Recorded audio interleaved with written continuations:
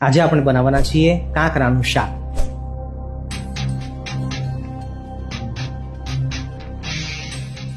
ઘણા લોકોને એમ લાગશે કે સ્વામી આ શું બધી મજાક કરી રહ્યા. સ્વામી મજાક નહીં, તમે તો કાકરાને બી ઇજ્જતના કાકરા કરી નાખ્યા. એટલે તો કે છે જે ના કરે એ નારાયણ અને જે કરે તે તમે લોકોને ખબર જ હશે, કેમ કે સમજદાર કો. અને તમે આ જે કાકરાનું શાક બનાવ્યું છે ને એની અંદર મોનોકોટો દવાની ગ્રેવી એડ કરો તો બહુ જોરદાર ટેસ્ટ આવશે.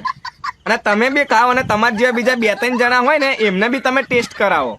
અને તમારે જો આ વસ્તુ ના કરવી હોય ને તો બીજો એક રસ્તો બતાવું.